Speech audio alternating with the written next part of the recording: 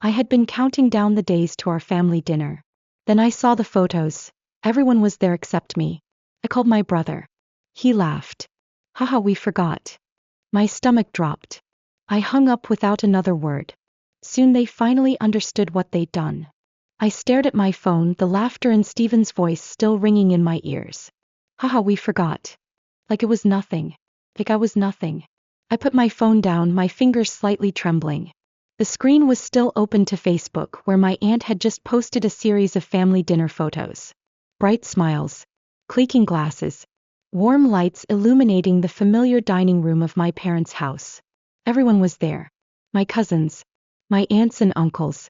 My parents. Even some distant relatives I barely spoke to. Everyone, except me. I swallowed hard.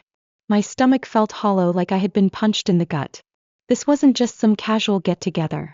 This was the family dinner, the one I had been looking forward to for weeks. Just a few days ago I had been talking to my mom about it. You'll be there, right? I had asked her on the phone, excitement bubbling in my voice. Of course, sweetheart, she had said, not missing a beat. It'll be so nice to have everyone together. You work so hard, we all miss you. Her words had made me smile. For once I actually felt wanted. I had even bought gifts for my parents, planning to surprise them with something nice. Just a small thank you for hosting. I had spent extra time picking out something for Stephen too, despite knowing he probably wouldn't get me anything in return. Because that's what family does. Right? I guess that didn't apply to me. I scrolled through the pictures again, trying to make sense of it. Maybe it was an old event? Maybe they hadn't meant to exclude me? But the timestamps on the photos shattered those hopeful thoughts. The dinner happened yesterday. I had been home alone last night, curled up with a book, thinking only a few more days until the dinner. And yet there they were, laughing, eating, celebrating without me. They hadn't forgotten. They just hadn't cared enough to include me. My fingers hovered over my phone for a few seconds before I made the call. I shouldn't have. I should have let it go, pretended it didn't matter. But something inside me needed to hear it. I dialed Stephen's number. He picked up after 2 rings. Yo, what's up? I didn't bother with small talk. My voice came out tight, controlled. Was the family dinner yesterday? There was a beat of silence, just 1 second. Oh, yeah. We kind of forgot to invite you. Laughter. Actual laughter. Not nervous laughter. Not remorseful laughter. No. It was the kind of laugh that said he didn't think it mattered. Like the thought of me not being there was just a footnote in his night. You forgot. I repeated. Yeah, Stephen said, still grinning through the phone. Oops. That was it. Oops. Like accidentally spilling a drink. Like missing a text. I felt my chest tighten, my fingers gripping the phone so hard that my knuckles turned white. I could have asked more questions. I could have yelled. I could have demanded answers. But suddenly I didn't want them. I already knew what this was. It wasn't an accident. They had planned a whole dinner. They had set a date. They had invited everyone. And not a single person thought about me. Not one. My mouth felt dry. I let out a small breath, then very deliberately hung up. No goodbye. No argument. No second chances. Just silence. I sat there for a long moment, staring at the phone in my lap. I could still hear Stephen's laugh in my mind. The worst part wasn't even that they had forgotten. It was that they didn't care. I wasn't family to them. Not in the way that mattered. I was just the responsible one. The one who sent money when they needed it. The one who helped out but never truly belonged. I was useful. Until I wasn't. And this dinner? This was proof. They had everything they wanted. Food, drinks, laughter. And I had been irrelevant. I could have sent them hundreds of dollars, bought them lavish gifts, and they still wouldn't have remembered to call me. Something inside me cracked.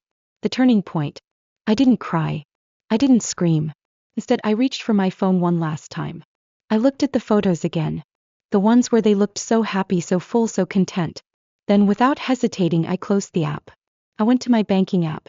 And I did something I had never done before. I stopped Stephen's monthly payment. It was automatic. It had been for years.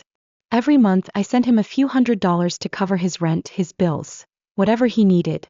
And yet, the same person who was living off my generosity hadn't even thought to text me. It was so easy. A few taps. Done. I exhaled. For the first time in years I felt lighter. Not angry. Not bitter. Just free. I didn't reach out to my family. I didn't text my mom to ask why she hadn't told me. I didn't ask my dad if he had even noticed my absence. I just waited. And it didn't take long. Because a few days later my phone buzzed. A new message. From my mom. Hey sweetheart. Hope you're doing okay. Steven is having a tough time with money again. Could you send him something this month? I stared at the screen, my lips curling into a small, knowing smile. The words came to me easily. Ask him why he forgot to invite me to dinner. I didn't send it. Instead, I just closed the chat. And let them wonder. I didn't respond to my mother's text. I just let them sit with it. Maybe for the first time they would start to wonder why I wasn't answering. Or maybe they wouldn't. Maybe they'd brush it off like always, like I was just being moody or overreacting. Either way, I didn't care. For the first time in my life, I felt no urge to fix things. No guilt. No pressure to smooth things over. Instead, I just let myself think. Not about the dinner, not about Steven's laugh, not about my mother's latest guilt trip. But about how we got here. I had spent my entire life being the good one.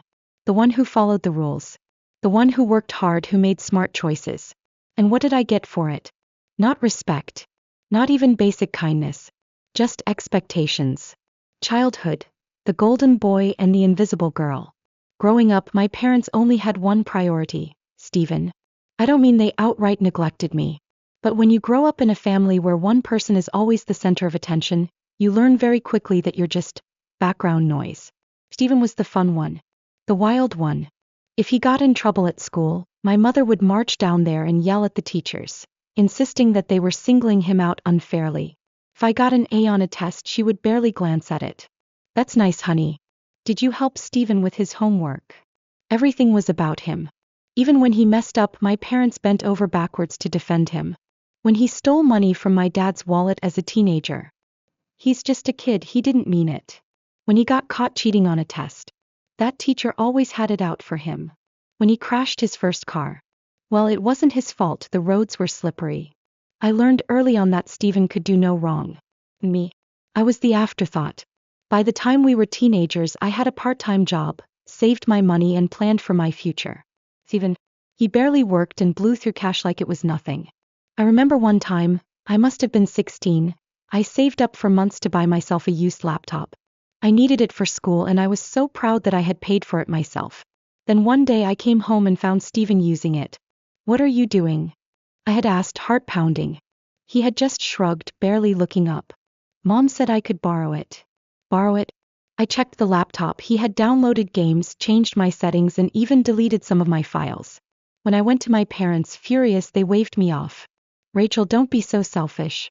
He just wanted to use it for a little while. I had worked for months to afford that laptop. Steven took it over in a day. And somehow I was the problem. By the time we were in our 20s, the pattern was set. I went to college on a scholarship, worked hard and landed a high-paying job in finance. Steven, well, he dropped out of college after a year and bounced from job to job. And yet, somehow he was still their priority. Whenever he lost a job, my mom would call me. Rachel, sweetheart, Steven's having a tough time. Can you help him out? At first I did. I paid his rent a few times. Covered some of his bills.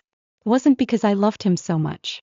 It was because I still believed, stupidly, that if I kept helping, if I kept giving, maybe they would finally see me. That never happened. Instead, the more I gave, the more they expected. Every time I visited, the favoritism was still obvious. Steven lost a job? Oh honey, jobs are tough right now. If I got a promotion? That's nice, but don't work too hard, okay? Nothing I did mattered. I could be the most successful person in the world and they would still see Steven as the one who needed love and support. Me. I was just there to pick up the pieces. As I sat there thinking about it all, I finally understood. The family dinner wasn't some freak accident. They didn't forget me. They just didn't think about me at all. I wasn't one of them. Not in the way that mattered. I was useful. Until I wasn't. But this time something was different. This time I wasn't just accepting it. I had already cut Steven off financially. No. I wasn't going to make excuses for them anymore. I wasn't going to beg for their love or try to prove my worth. I was going to let them feel my absence. And maybe, just maybe, for the first time they'd regret it. A few days later my phone buzzed again. This time it wasn't my mom. It was my aunt, the same one who had posted the family dinner photos. Rachel, I just realized I didn't see you at dinner. Were you out of town? I stared at the message, my heart pounding. Oh, I hadn't been out of town. I had been waiting for an invitation that never came. I took a slow breath and typed my reply. No, I wasn't. I guess they just forgot about me. I hit send. And just like that, the first crack in their perfect little world appeared. They had forgotten me. But soon, they were the ones who would be left out. I didn't expect much to come from my aunt's message. Maybe she'd shrug it off. Maybe she'd accept whatever excuse my mom gave her. But something told me this was different. For the first time, someone outside of my immediate family noticed I was missing. And that changed everything. The first signs of a shift. A few hours after I sent that text, my phone buzzed again. Another message. From my cousin Emma. Hey Rachel. I was just talking to Aunt Marie and she said you weren't at the family dinner? What happened? I stared at the message, my pulse quickening. Emma and I had never been super close, but we had always gotten along. And she was asking. Which meant people were talking. I debated my response. I could have played it cool. Brushed it off. Said, oh, I just couldn't make it. But no. Not this time. So instead I wrote. I wasn't invited. And then after a pause I added. I only found out about it when I saw the photos on Facebook. I hit send. Less than a minute later she replied. Wait, what? Are you serious? That doesn't make any sense. I didn't answer. I didn't need to. I had planted the seed. Now I just had to let the truth do the rest. I should have known it wouldn't take long for my mom to catch wind of what was happening. The next morning I woke up to a voicemail. Her voice was sickly sweet, the kind of tone she used when she was pretending nothing was wrong. Rachel, sweetheart, I heard you've been telling people you weren't invited to dinner. That's not true, honey. It must have just been a miscommunication. I'm sure we mentioned it at some point. Maybe you forgot? Anyway, let's not make a big deal out of this. Call me back, okay? Love you. I rolled my eyes and deleted the voicemail. A miscommunication? She really thought she could just rewrite history like that? I hadn't forgotten anything. They had made zero effort to include me. And now that people were questioning them, she wanted to gaslight me into pretending it never happened. Not this time. By the end of the week, the family group chat was on fire. I hadn't said anything in it. But other people had. My aunt. I still don't understand how Rachel didn't know about the dinner. Who was in charge of inviting everyone? Emma. Yeah, that's really weird. It's not like she lives far away or anything. Yeah, cousin. Honestly, if that happened to me, I'd be pissed. Every time someone questioned it, my mom tried to brush it off. It was just a mix-up, no big deal. Rachel's always so busy, we assumed she couldn't come. She's making this into a bigger deal than it is. But the more she tried to downplay it, the worse it looked. Because the truth was simple. They had excluded me. And now people knew it. A few nights later my dad called. Not my mom. My dad. That almost never happened. I debated ignoring it, but curiosity won out. Hello. Rachel. Hey. He cleared his throat. Listen, your mom's been really upset. She thinks you're trying to turn the family against her. I almost laughed. I haven't done anything, I said. I just told the truth. But you're making things harder than they need to be. You know how your mother is. She doesn't like drama. I let out a slow breath. Dad, I said carefully, why weren't you the one to call me and invite me to dinner? Silence. He hesitated. I just assumed your mom had taken care of it. That told me everything. He hadn't even thought about it. Not once. And now that it was blowing up in their faces, he wanted me to help clean up the mess. I'm not fixing this for her, I said flatly. She did this to herself. And then, before he could try to guilt-trip me, I hung up. The next day I got a text from Steven. For the first time since the dinner incident. Yo, why is mom freaking out? I smirked at my phone. I had been waiting for this. I typed back. I don't know. Maybe she finally realized I'm not just a paycheck. A full 5 minutes passed before he responded. Wait, is this about you not sending me rent money? Dude, are you serious? You're really gonna be petty over a dinner? I took my time before replying. I gave you money for years. And the one time I was looking forward to something, you couldn't even remember to text me? Another long pause. Then finally, come on, it wasn't that deep. I almost laughed out loud. I didn't even bother answering. I just put my phone down and let him sweat. Over the next few days, things only got worse for them. One by one, more relatives started to see the truth. My mom's excuses weren't working anymore. Stephen's entitlement was turning people against him. Me. I stayed quiet. I didn't argue. I didn't plead my case. I just let them destroy their own reputations. And that's when it happened. My aunt, the same one who had posted the dinner photos, sent me a message. Rachel, I just wanted you to know. I don't agree with what happened. It wasn't fair. And I'm really sorry you were treated that way. I felt something in my chest loosen. For the first time, someone acknowledged it. Someone saw me. And that was worth more than any apology from my mom ever could be.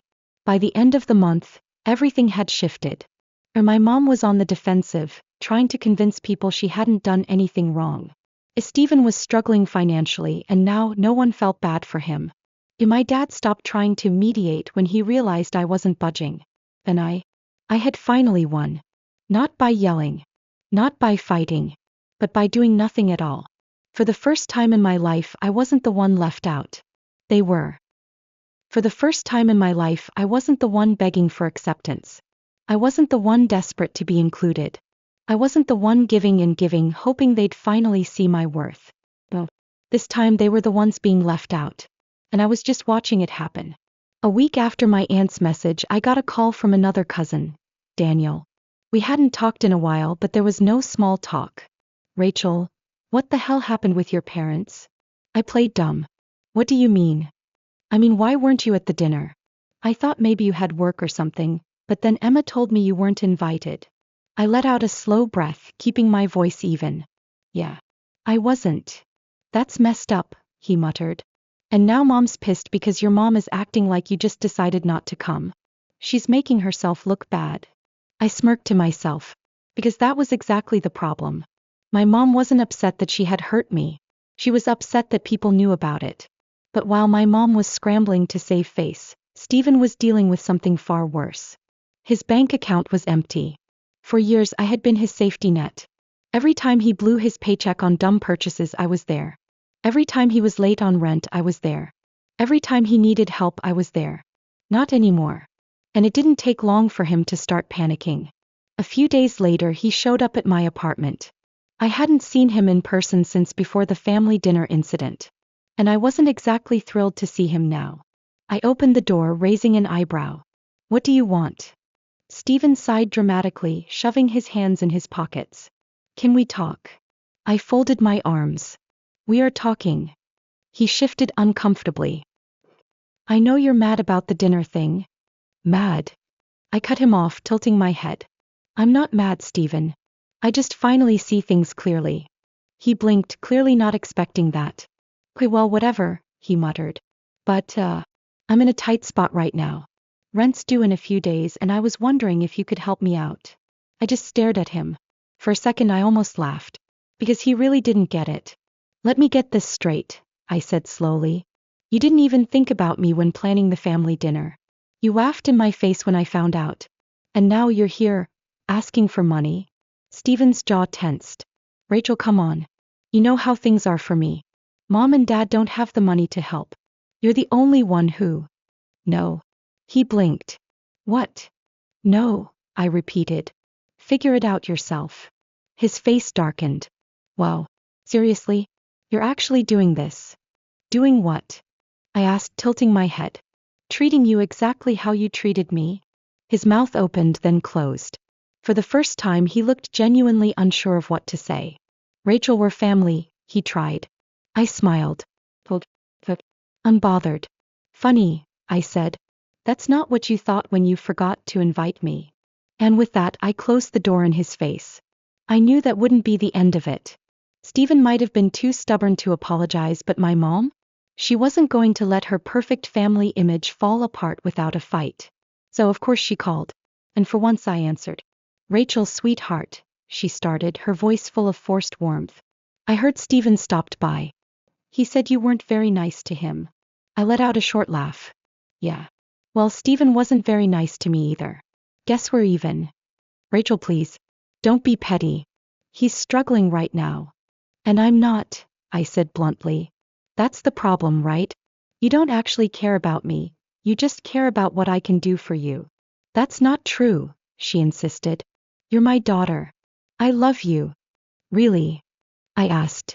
Then why didn't you invite me to dinner? Silence. A long, heavy silence. Then she tried again. Rachel, honey, it was just a misunderstanding. We never meant to hurt you. I was done. You did hurt me. And now that people know about it, you're trying to fix your reputation, not our relationship. That's not fair. No, what's not fair is how I spent my whole life being the responsible one, the one who always helped, and the moment I wasn't useful to you, you left me out. Another silence. A real one this time. Because she knew I was right. I have to go, I said. And don't bother calling me when Stephen needs money again. That's not my problem anymore. And then I hung up. My parents tried to cover their tracks. They tried to explain it away to the rest of the family. But it was too late. The damage was done. And my extended family saw the truth. As Stephen lost his financial safety net. And my parents' favoritism was exposed. And I was fine. No, better than fine.